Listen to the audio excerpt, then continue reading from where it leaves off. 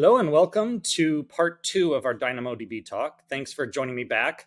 Hopefully you either like the first part and want to join in, or you're an expert who already knew everything in the first part and want to dig a little deeper with me. In this talk, we're going to look under the hood of how DynamoDB actually operates and get a sense of, when I explained the value in the first part, how is that value actually delivered?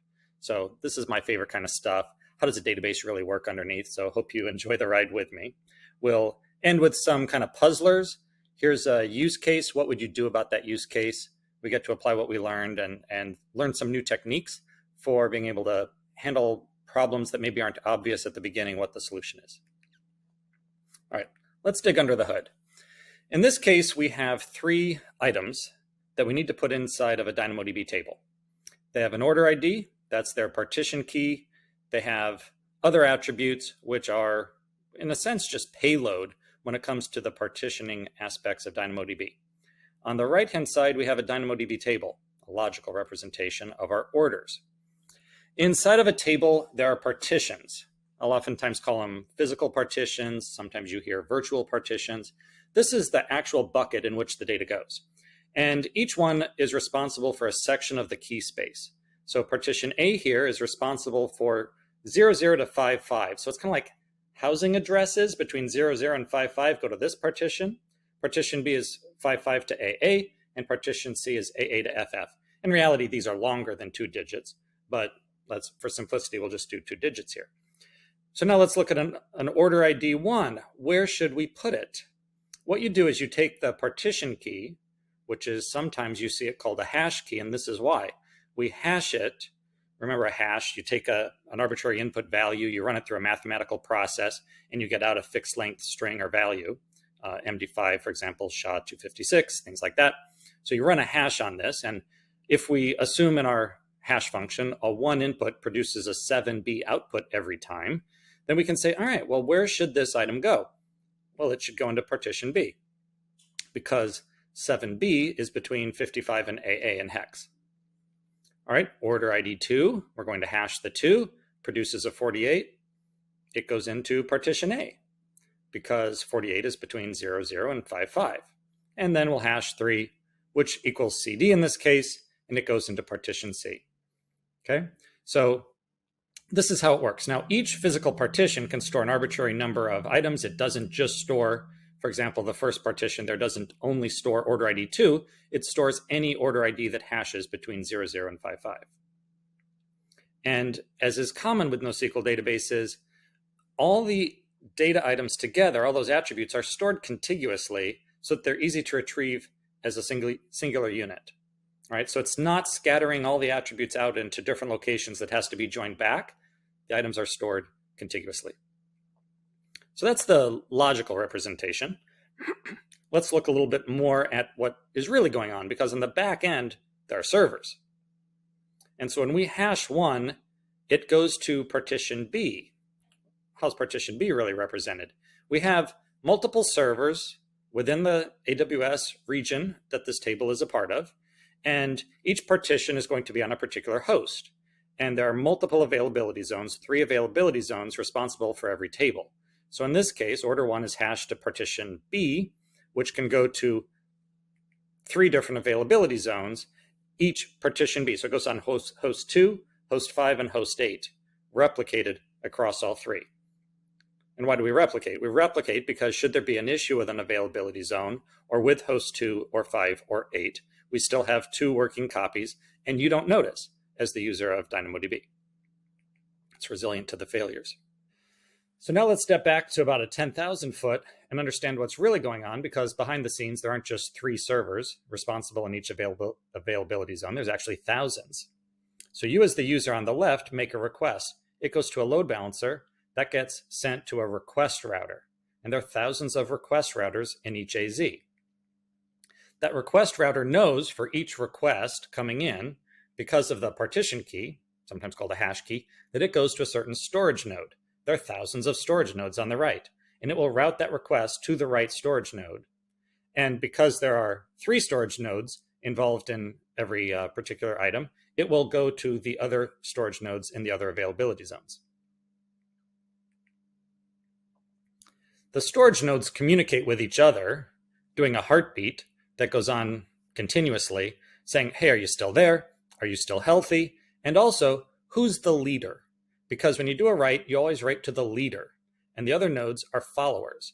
When you do a request, do an insert, it goes to the leader writes it, it propagates that to the other storage nodes. When one of them replies that they've got it, then you can get the response back acknowledged. You don't have to wait for the third one. That's a performance improvement, but you always have it written to at least 2 locations. And if one of the machines should die, we use a Paxos algorithm to elect a new leader. Or actually, periodically, we elect new leaders. Make sense? So how do you get an item? When you do a get item, it goes, again, through the load balancer to the request router, and that request router knows which storage nodes are responsible for that particular item by looking at the partition key and knowing the metadata. All right, so now there are 2 different ways to do a request. Remember, you could do strong consistency or eventual consistency. So here's what's really going on when you do that. When you say strong consistency, it always goes to the leader because the leader always has the very latest data. If you say eventual consistency, then it can pick any of the nodes to go to. Statistically, 2/3 of the time, you will be getting the very latest version of that item, but potentially you could be going to that third node that is a millisecond behind the other 2. And that's why it's eventually consistent. It is going to get that data item, but you might ask so quickly that the data hadn't propagated from the leader to the follower. And that's the, I'd say, downside of eventually consistent. But the advantage is that it's half the cost, right? You use half as many RCUs for an eventually consistent read as a strongly consistent read. What's nice is when you do a strongly consistent read, you're not polling numerous machines, you're just going to the leader. So it's still very fast when you do a strongly consistent read. We talked in the first section about GSIs, global secondary indexes. So now let's look at how they're actually implemented. They're essentially a second table that is automatically maintained by the DynamoDB system with a log propagator that knows how to move data from the base table into the GSI table. And this is why GSIs actually have their own provisioned capacity, and you can put them in on-demand mode and things like that. So when you do an insert to some data item in the base table, the log propagator says, all right, is that relevant for my GSI? Not every item will have the attributes that are responsible in the GSI. It might not have the partition key and sort key. And if so, nothing gets propagated, which is an interesting way for the GSI to have less throughput load than the base table. Because if it's a sparse GSI, and I'll give you some examples later, maybe the partition key needed for the GSI doesn't exist in the attribute, in the item as an attribute, and therefore doesn't propagate. There are also cases, though, where the GSI might get more throughput, because if you in the base table update the attribute that is used as the partition key in the GSI, then you have to delete one partition and insert into another partition. So this is an amplification effect where if you're continuously changing the partition key used by the GSI in the base table, even if it's not the same partition key as in the base table, you're going to get a delete and an insert in the GSI. So be aware that the GSI in some cases will have less throughput than the base table. In some cases might have more throughput. That's why it's independently provisioned. Let's look next at the throughput. I covered this in part 1. Remember provisioned capacity and on-demand capacity. Let's look a little bit about what's going on the back end when you make these choices. So throughput, it comes in read capacity units and write capacity units, shorthand RCU and WCU. In on-demand mode, a read capacity unit is a 4K request. If you do a request for 7K to retrieve, that's 2 RCUs. If you do 100K, that's 25 RCUs. In write capacity units, if you write a 10 KB item, that's 10 write capacity units in on-demand. When you're in provision mode, it's a little different. They're called the same thing, but the units are different. It's that amount per second.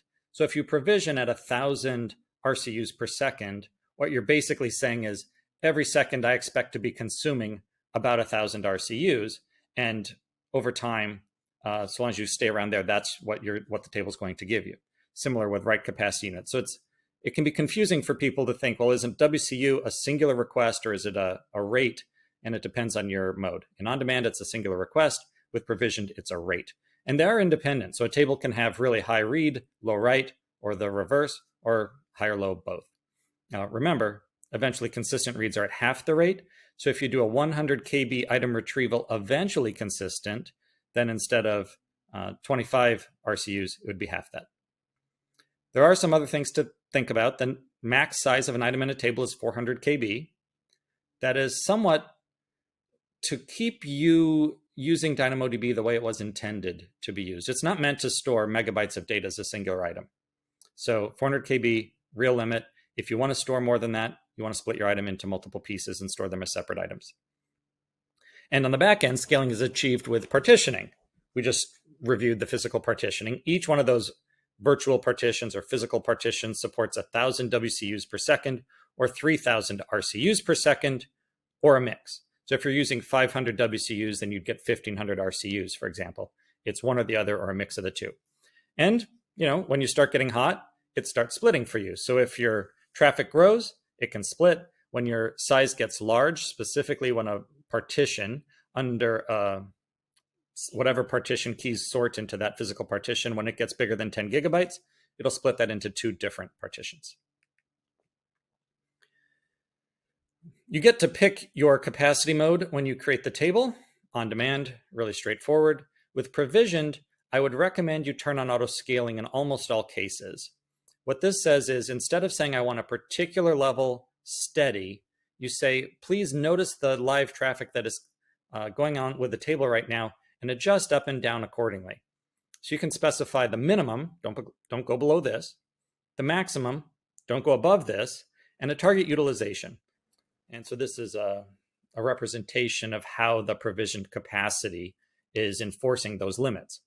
So step one, you make a request over the network to a load balancer, which gets sent to a request router. The request router authenticates. That's number 3 on the slide. It looks at the partition metadata system to understand the topology of where that partition key would actually be assigned to a storage node. But then before sending to the storage node, it keeps track of how much traffic you've been sending. And it has basically a bucket of tokens. So every time you do a 20 RCU request or a 20 WCU request, it subtracts that from the table bucket. And that bucket fills every second with whatever your provisioned capacity is. So if you've provisioned 1,000, it fills with 1,000 tokens. And every second you can be pulling out. So you pull out 20, you pull out 50, you pull out 1, you pull out 50, you pull out 100. So long as you have tokens, it lets the traffic go forward onto the storage node. All right, what happens if you ask for more than the provisioned capacity? So you've provisioned 1,000 and for a little while, you'd like to drive 2,000. That's actually okay for short durations thanks to a burst bucket. The burst bucket takes any tokens that weren't used during a particular second and keeps those for you, kind of like rollover minutes on old style cell phone plans. And it is able to keep track of all the unused capacity over the last 5 minutes. So if you are running at exactly your provisioned capacity, the burst bucket would be empty. But typically you're running below capacity, especially if you've set utilization at 70%. Then you've got a certain amount of unused tokens from the table bucket that can go into the burst bucket. That's what allows temporary spikes above the provisioned capacity. And that's just fine. It's still allowed forward to the storage node. There is another set of buckets. Each particular storage node has its own bucket, which is enforcing that 3,000 RCU, 1,000 WCU limit. All right. So just because the table has capacity, if you've only used one partition key for the table and all traffic is going to the same item, it's still going to be throttled on the storage node side because of the buckets that are associated with that particular storage node. So that's a good explanation, I think, of why you want to have a pretty good dispersion of partition keys. You want to have a good number of storage nodes involved with your table, not too few. In on-demand capacity mode, this is what you set up when you say, my traffic isn't really smooth. I might go down to 0 for a while. I might spike up rapidly. I might be doing a bulk load without any advance notice. And I just want the table to not enforce the table bucket and the burst bucket. And so with on-demand, those buckets don't exist. There's no limit at that level saying that, oh, this request shouldn't go forward. There is, however, still the limit on each particular storage node. So that's, again, why it's important to have good dispersion of your partition keys. But in this case, it's really easy, set and forget. You just say, this table, I don't know what the traffic will be. If a request comes in, I want you to do your best to process it. And so long as you have good partition key dispersion, it'll work great. When you create a new table in DynamoDB and put it into on-demand mode, it has to have a certain expectation of how much capacity it should provision on the back end. And this is what it provisions. It expects up to 4,000 write request units, which would be 4,000 writes per second, or up to 12,000 read request units, which, if it's eventually consistent, would be 24,000 consistent reads per second, or any combination of the two. That's just the default throughput.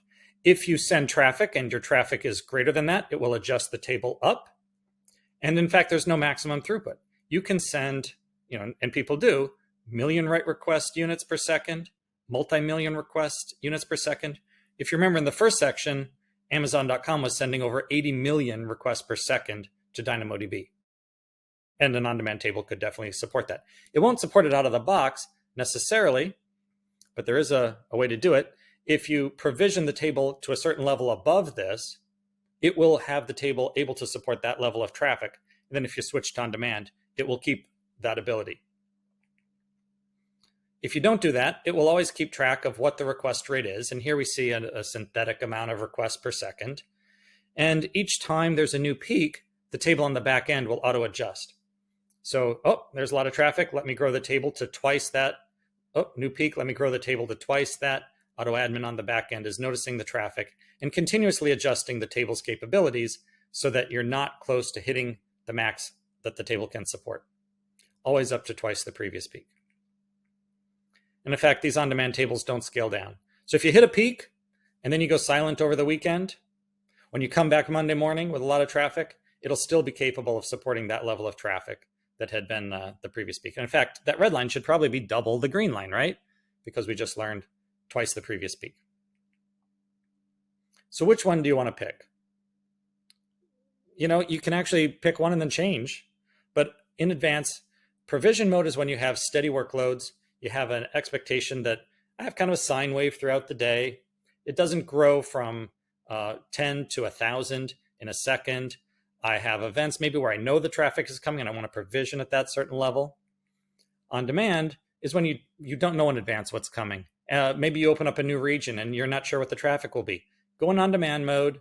DynamoDB will handle the traffic that's coming at it. When it's idle, if it's completely idle, there's no throughput cost. It's great when you don't know what's coming, you just set it and forget it. What we see on this slide is a certain partition, our favorite partition A. And A is interesting because it has two different items that are getting quite a lot of traffic, item foo and bar.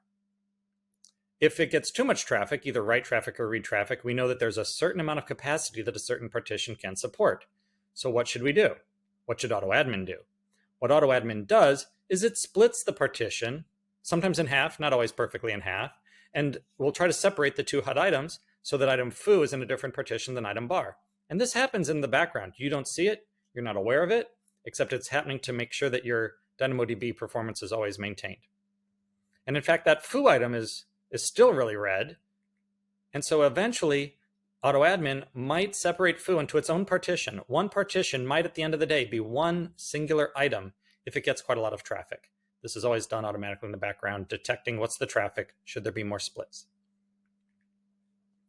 If you're curious what's going on with hotkeys, you can turn on Contributor Insights. Just a push button in the console, and you get a screen like this. It shows on the left the partition keys that are being most accessed. Top left is partition keys most accessed. Top right is the partition key sort key combination that is most accessed. On the bottom left, you can see the most throttled items. So this is the partition keys that are most often throttled. Throttling is what you would get when a partition is getting more traffic than its limits of 3,000 RCUs, 1,000 WCUs. But you see how the throttling very quickly goes away? That's because AutoAdmin's doing the job in the back end saying, whoa, this is very hot, let me split it. This is still hot, let me split it. And then very quickly, no more throttling. And on the bottom right, you see the most throttled particular items of the partition key sort key combination. So this one item was throttled, and then it was no more throttling. Why? Because it was the foo in this case. It was the one that was a particularly hot individual item probably went into its own physical partition. At this point, you've seen what's going on underneath the covers of DynamoDB, and let's put it into practice. Let's look at some real-life situations and think, how could this be improved? What's the best approach? Here's a real-life example. This is a shopping cart that was being stored inside DynamoDB, and it was stored as a singular data item, basically just a JSON document held in DynamoDB. And that's okay, you can do that, but it's not the most optimal way to store the data. And why not? Well, you only get 400 kilobytes per item, and so putting everything into the same item starts to eventually grow beyond the 400 KB limit. You can't query on any of these nested attributes. You can filter on them, but you can't put them into the sort key to be able to do index-driven retrievals. So it starts to be just a very simple key value store, as opposed to the full power of DynamoDB, where you can query and retrieve based on attributes that are held. But I think maybe even more so is that anytime you change an item, anytime you update an item, the cost of that is the larger of the before or after size. So if you update a 300 KB item and make it a 350 KB item, you're charged, in this case, 350 write units, write capacity units. That's quite a lot if you're only updating a fraction of the item. So what's a better way to do this? Look at this. This is a screenshot from NoSQL Workbench. I have as a partition key the certain user ID, and I've separated out all the different attributes about this user into different individual items in the same item collection of the user. And in the sort key, the category of the data is prepended to the particular unique value. So I have their address, I have items in their cart, I have their order history, their profile name, the store that they prefer. What's nice about this?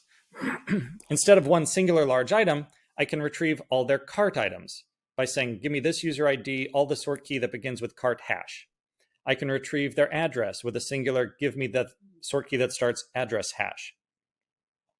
I can update the address and only update the address item, not update their cart and their order history and their profile name and all the rest.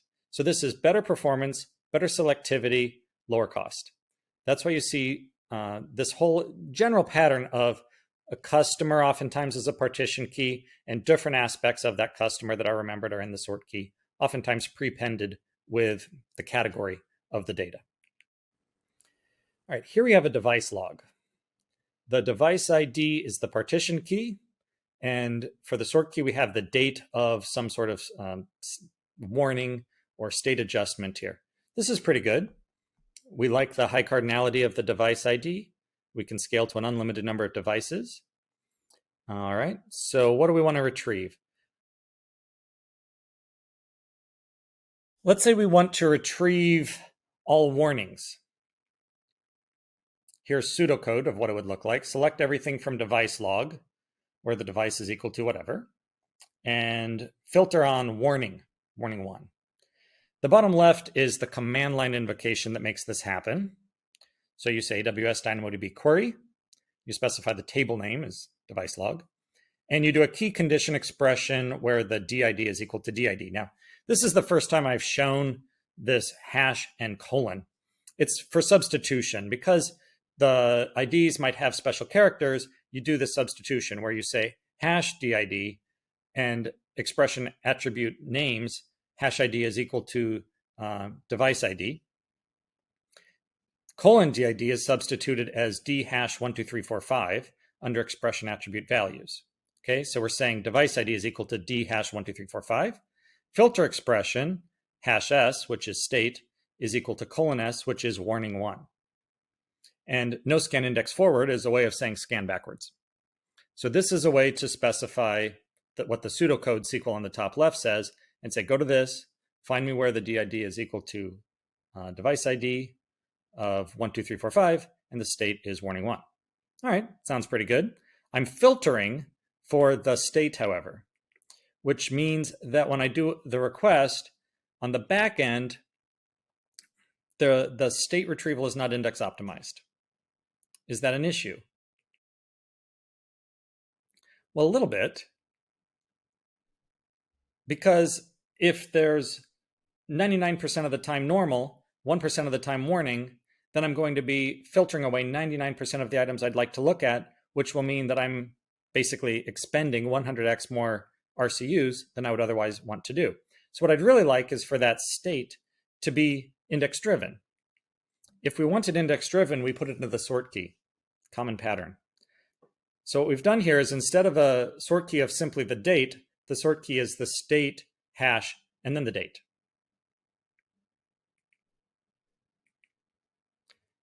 Now we've adjusted the command line to say, look at the device log backwards, find me under key expression where the device ID is 12345 and the state date as the name is equal to warning 1.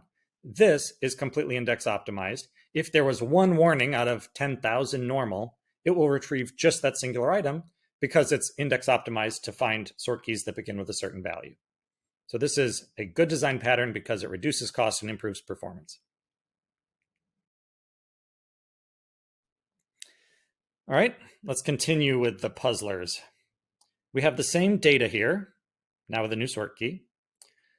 What we want is to fetch all the device logs for a given operator between two dates. And we see that the operator is an attribute. We have Liz and Sue. Well, what's the right way for a given table where you want to retrieve the data using different attributes than the base table has in the partition key and the sort key? We use a GSI. All right, so all device logs for a given operator between two dates. We want to have a GSI where operator would be the partition key and the date would be the sort key so that I can retrieve by dates. So here's my partition key. Here's my GSI representation inside NoSQL Workbench. And the sort key here is date. And this is very straightforward then to find all device logs for a certain operator between two dates because I can do a sort key index driven between two dates. All right. Good use of a GSI. Here's what the CLI would look like. You notice that we specify the table name device log and the index name as well because the index is associated with the table but has its own name. So indexes in DynamoDB aren't implicitly used, they're explicitly used. You say, get this from this index. And so against that index, you look for the key condition expression where the operator is Liz and the date is between March 20th and 25th. Index driven, very efficient.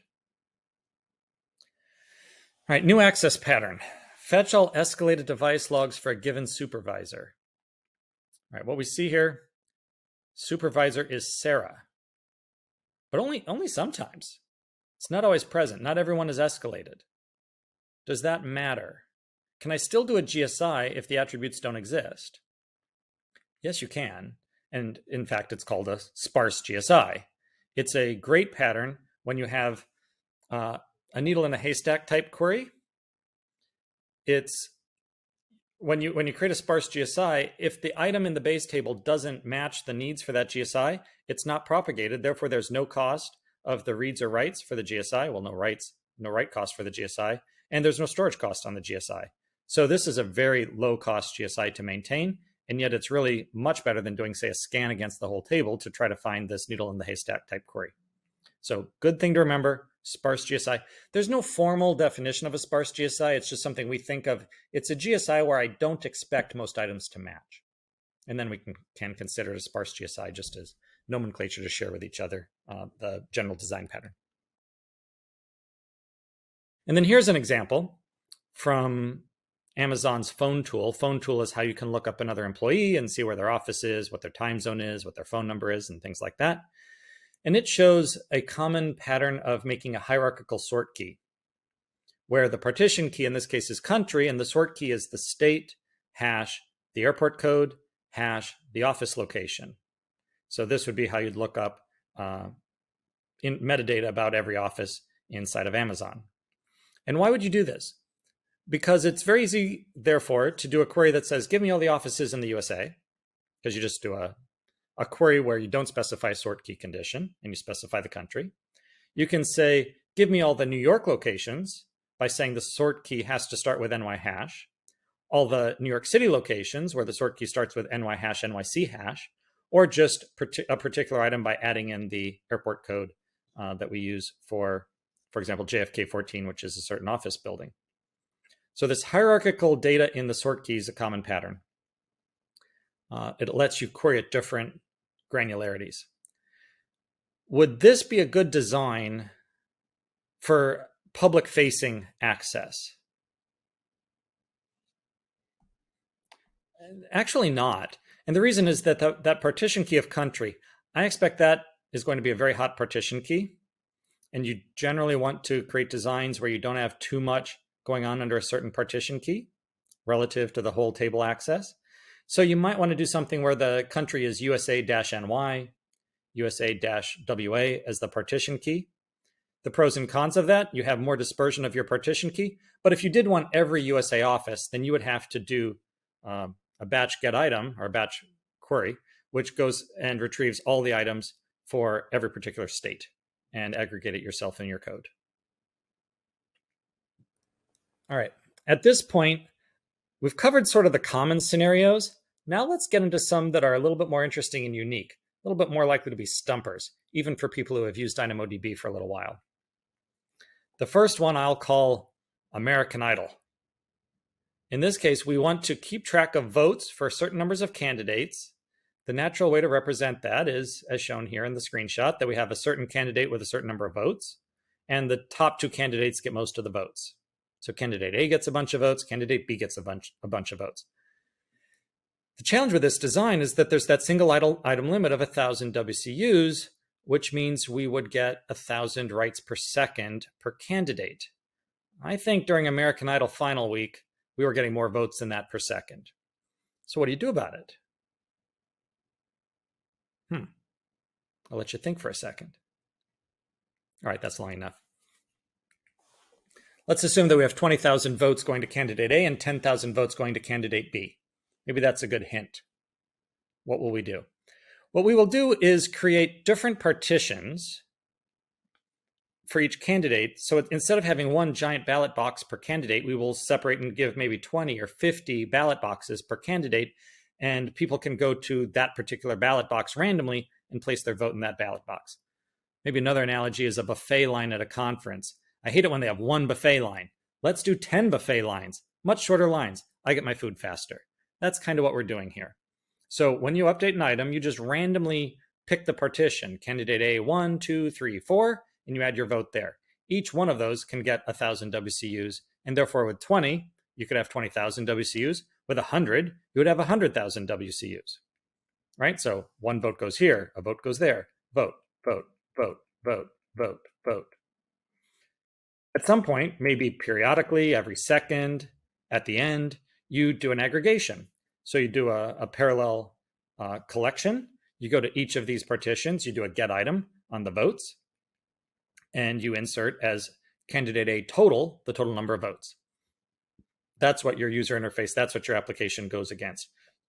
So you keep track of how many people went through the buffet line by keeping a separate counter per buffet line and keeping one vote in one metric in one location for the number of people that have enjoyed the beautiful food at the conference. And similar with candidate B. Okay, so in the application, just retrieve from the total. Your application doesn't have to be aware of the fact that there are actually multiple ballot boxes on the back end. Here's a puzzler. All right, I've got different events. Each event is the partition key, and each event gets a timestamp. These are possibly events that need to be handled.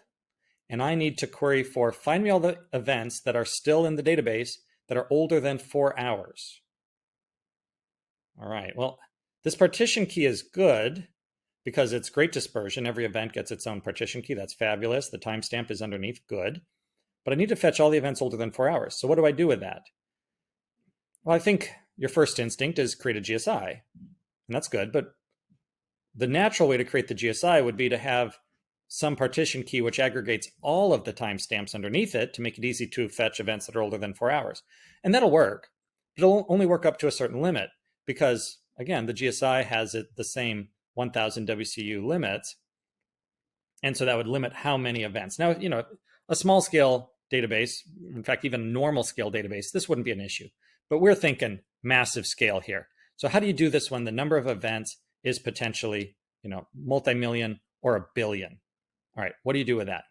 What you do is the same idea I just discussed where you have a GSI and you put all the timestamps under that same partition key, except in this case, we create more than one partition key, as many as you need, and many. So GSI partition key 1, 2, and 3. What you're doing here is creating 3 or n or 50 or 100, however many different separate GSI, separate item collections, each of which will keep its own sorted list of timestamps.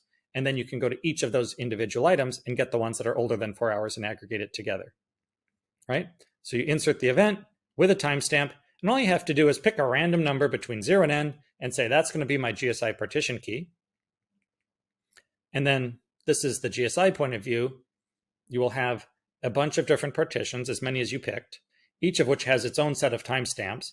And then you can do a direct query against that and say, find me those which have a timestamp older than 4 hours. Do that in parallel.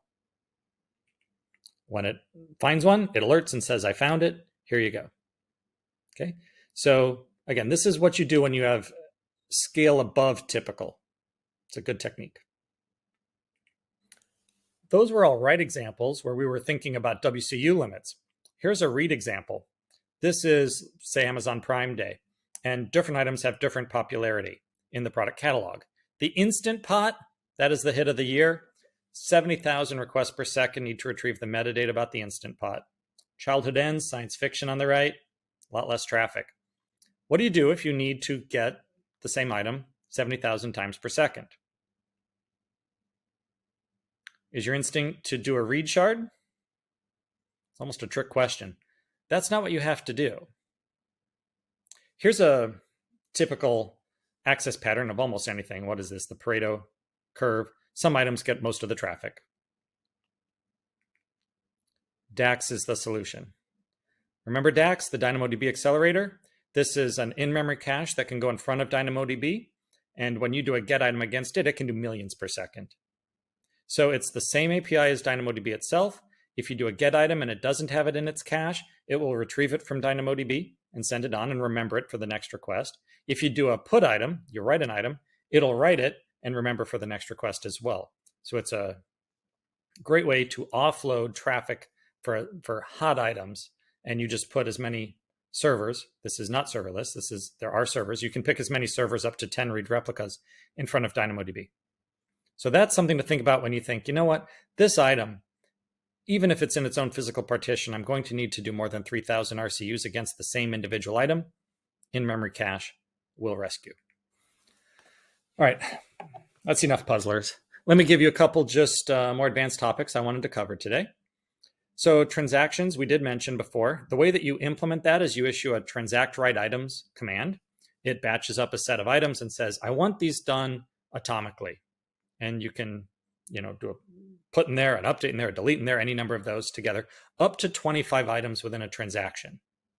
And you can do it across tables. And you can do it in some conditional checks as well. That would say, if this condition fails, I want this transaction to end.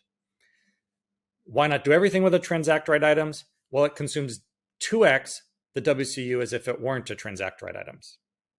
Okay, so that's basically because there's a two-phase commit. So it's literally twice as much work, therefore twice as much cost. So this is good when you have to make changes across items or things like that. You say, this needs to happen either together or not at all.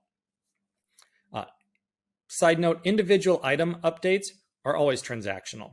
This is only when you need to do updates across items. So if you have multiple different clients competing to update the same item, it is always serialized. This is for cross-item transactions.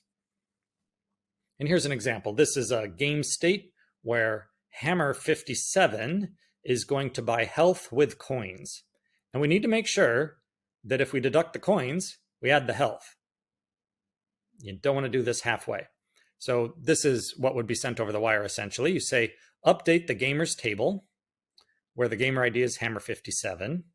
I want to set the health to 100. All right. But also update the gamer's table, where the partition key is Hammer 57. And I want to say, set the coins equal to coins minus 400. So subtract 400 coins, add 100 health, or set 100 health, not add. But there is a condition expression. Only do it if they have enough coins, which is a good technique to remember. So if they have at least 400 coins, or that probably should have been a greater than or equal, shouldn't it? If they have at least 400 coins, subtract the coins, and add the health. And now you've seen the bug. If they have exactly 400 coins, they can't buy health. They'd need at least 401 due to the condition expression being a greater than instead of greater than equals. This is a good use case for transactions. Another thing to keep in mind, let's say you have found a case where you need to read all the items from the table as quickly as possible. You have a certain analytical style query that you just want to drive. You want to say, give me all the offices from that phone tool example, and I don't want it limited by country or anything. I just want a list of all the offices. Just scan it. One way to do it, you do a scan and you retrieve it serially. But if you want it fast, you probably want a parallel scan. The way a parallel scan works is you specify on the scan request a total segment count that you want. So 10 threads, 100 threads, you name it. You say, I want 100 and I am worker 5. And I will get allocated as worker 5 that 1% of the table, and every other worker gets their 1% of the table. So here's all the data items. Remember the 00 to FF in the key space. I say 4 segments here, so it's 0 through 3. My main thread creates 4 workers. Every worker says, hey, please do this request. I want 4 segments, and I am worker 0, 1, 2, 3. And they can, in parallel, process the key space. They each get their own portion of the key space to process through. With this, you can scan a table almost as quickly as you need, right? So don't think you can only scan with one thread. You can scan with n many threads. Something else that's important to know about DynamoDB is that you do have a stream capability. This live watches for events that happen on the DynamoDB table. And when there's a mutation event, it gets updated. And with that, you can invoke a Lambda and make some choices. What do you want to do when you notice that the table moves? Well, one common usage pattern for this is to update the table with some real-time aggregations. So you want to keep a count of how many X's a user has. Well, the code can just insert the item, and then the Lambda notices that you did the insert, and it will increment by 1 the number of items that are under there. So like, how many bug reports are on this code base? Just add the bug report, have the Lambda insert the count so that later on, you can say, well, which items have the most bug reports and make that an efficient query. That's a good example. You can also feed OpenSearch. So, hey, every time there's a change, put that change into OpenSearch so that you can have a text search-oriented version of the data inside DynamoDB. Or you can, for example, feed it to Kinesis Firehose, which can write to S3 in Parquet format, and you can run Athena to do a deep analytical query against the data without actually having to do an export. In this case, you can keep it real-time updated based on the mutation events that are happening inside DynamoDB. So something to keep in mind that you can watch for the events in DynamoDB. Or anything else you want to do. Email somebody. Hey, we noticed that you just created an account. Welcome. And you can fire off that, put it into a queue based on a Lambda that notices when new users are added. And in fact, there's a feature added in November of 2021, which was that you can filter to have only certain items invoke the Lambda. It used to be the Lambda would be invoked and the Lambda could decide if it cared. Now you can have a pre-filter where the Lambda won't even be invoked if the item doesn't match the constraints. So you can watch for just inserts of new users and not any other kind of inserts, and have that particular Lambda be the one that fires off the welcome message. Something else to keep in mind as a feature is TTL, time to live. If you create an item in DynamoDB, you can create an attribute and tell the database, this attribute is my TTL attribute, and it's second since epoch. Once the time has moved forward from that point, it is eligible for deletion. What's cool is that deletion happens in the background without incurring any WCU charges. So it's a way to freely delete the data in the database if it's naturally going to expire. Like say it's a session. You might say this session is good for 3 days, and then after 3 days, just let the database delete it. It's not guaranteed to delete that second. It generally gets deleted as a background process within 48 hours of that second. And I mention it here with streams because something that's a common pattern is to have streams watch for those deletes and possibly export that data, say, to S3 for posterity. All right, it's in the database. 3 days later, I'm going to let it delete. When it deletes, I'll put a copy in S3 just to remember that it once existed. And because it doesn't incur WCUs, this is a real-life example where TTL was enabled on a table that was, you see the WCUs, very large table, but a lot of it was deletes. So as soon as the TTL went on, then the deletes stopped consuming WCUs, and we were pleased that the customer could save quite a lot of cost using the TTL feature. All right, so here's what we've covered. We've come a long way. High SLA, DAX, global tables. I won't read it all. If you have questions, I'll stick around for questions at the end of this. But there is one more thing I wanted to cover, and that is a new feature introduced in November of 2021, DynamoDB Standard Infrequent Access Table Type, table class. And this is a great way to reduce costs. So the reason this was introduced is that as you add more data to a DynamoDB table, the older data, it stays, but it maybe isn't as valuable to you because you don't access it as much. Yet the cost from a storage, a monthly per gigabyte storage, remains. So people were saying, is there a way to keep the new data readily available, but the old data available as well, but maybe reduce my cost so that I don't have to pay as much on a per gigabyte basis for the data that's a little bit more archive oriented? And you see this in a bunch of different situations. Social media, you've posted last year. You want to keep it. It's great for your application if you don't have to, what did people do? They would maybe export the old data to S3, but then the application would have to have a path where the new data would be available in DynamoDB and the old data pulled out of S3 with a higher latency. Or data analytics, similarly, the recent data commonly used, do they want to pull the old data out of S3, or would you rather keep the old data in DynamoDB readily available, but at a lower cost? Or retail, Amazon remembers all your old orders, and it's kind of a fun game to see who made their first Amazon.com order and what was it. And so you can go into your own order history and see back for me, I think it was about 97 or 96. And like, what was the first thing I bought? It was a book, of course. So what's the right way on the back end to keep this data?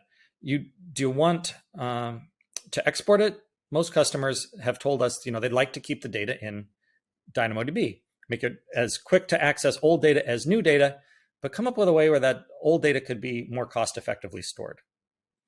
And so for that was introduced this feature, which is the standard infrequent access table class, same name as you see in S3, where a similar design pattern is available for objects that are infrequently accessed.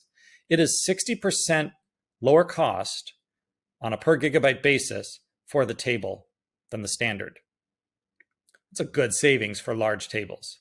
And there's not a performance trade-off. It is just as fast to retrieve any particular item, to do a query. It's just as durable, just as available. You won't notice any different at the application level. It's only a billing-oriented change. And you as a developer, you don't have to make any code changes. You click in the console, you issue a CLI, do an SDK change. You just say, please change this table from one to the other, and it will do it. The trade-off is that the storage costs are lower, but as with S3 and frequent access, the retrieval is a little bit elevated, 25% more on a throughput cost. So therefore, it's a mathematical game of, is this table large enough where the 60% storage savings is going to benefit me? And so majority of cases, we think the standard table access is going to be the right choice. So when throughput is the dominant cost, keep standard. But when the data is large, you may want to look at the standard IA table class, because then you get a 60% reduction in the storage costs. And that can be an actual large reduction in the overall cost that you're having on this DynamoDB table. It is not on a per item basis. It is on a per table basis. This is a situation where you also might want to think about, what if I had maybe a table per month and I converted the older months into standard IA and kept the latest month or the last 3 months or something in standard. And so if you have a model where you can create maybe a table per month and your application can handle that, this is a way to save 60% on the storage cost of those older tables that are rarely accessed. To pick which one's right for your use case, we do have an open source application that you can run that looks at your history, and will give you some advice. But basically what you need to do is this. You log in to the cost and usage reports or the AWS Cost Explorer and look at your table cost structure. It's good to tag each table with its name, which lets you isolate to that particular table. And if the storage cost exceeds 50% of the throughput cost, standard AA will probably be cost effective for you. And that's just mathematical. So it's not 50% of the overall cost. It's actually 50% of the throughput cost. So if the throughput cost is $1 and your storage cost is 50 cents, it's probably good to switch to standard AA. And that's because the storage is reduced by 60% and the throughput is a 25% uplift. And you can get started today. It's just as easy as a button click. You can also turn it on for a day and see what the cost is and compare to the previous day. So if your traffic is the same on both days, experimentation is one way to just actually look at the cost between the two. You can switch back and forth as well as needed. If you say, you know what, I want to switch back, you can do that too. And so with that, I'll end this. Thank you so much for coming, and I will stick around for any questions.